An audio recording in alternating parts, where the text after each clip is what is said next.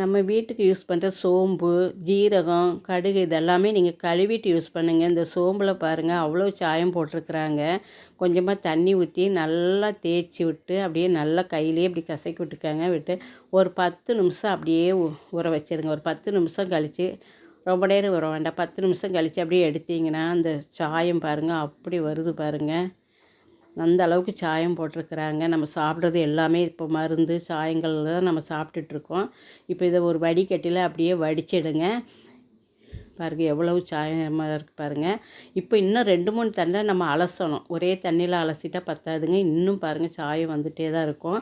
அதனால் இப்போ இன்னொரு தண்ணியில் அலசிட்டு பார்க்கலாம் பாருங்கள். அந்த அளவுக்கு கலர் போட்டிருக்கிறாங்க. இப்போ பாருங்கள் 2வது தண்ணிலையும் இந்த அளவுக்கு பச்சை கலரில் இருக்குது பாருங்கள். இந்த அளவுக்கு சோம்பு நல்லா பச்சையாக இருக்குன்னு இப்படி கலர் போட்டுடுறாங்க. இப்போ நல்லா பைப்பை திருப்பி விட்டுட்டு நல்லா இப்படி தேய்ச்சி எடுங்க. தண்ணி வெள்ளை ஆகிற அளவுக்கு நல்லா தேய்ச்சி எடுத்துடுங்க. கீழே தண்ணி இதாகிக்கும், ஃபில்டர் ஆயிரும் பாருங்கள். இந்த அளவுக்கு நல்லா தேய்ச்சி எடுத்துகிட்டு சோம்பு பாருங்கள் முதல்ல இருந்ததுக்கு இப்போ கலர் எப்படி இருக்குது பார்த்தீங்களா? இப்போ இந்த அளவுக்கு நல்லா தண்ணியை வடிச்சிடுங்க பாருங்கள். இந்த தண்ணிக்கும் எவ்வளோ வித்தியாசம் இருக்குது பாருங்கள். நம்ம அப்படியே சோம்பை இப்படி தான் நம்ம இவ்வளோ நாள் யூஸ் பண்ணிகிட்ருக்கோம். இதை நல்லா வெயிலில் காய வச்சுட்டு ஒரு 2 நாள் நல்லா அடிக்கிற வெயிலுக்கு 2 நாளில் நல்லா காஞ்சிரும். ஒரு அதிகமாக நீங்கள் 1/2 கிலோலாம் வாங்கி இப்படி நல்லா வெயிலில் காய வச்சு ஒரு டப்பாவில் போட்டு வச்சுடுங்க.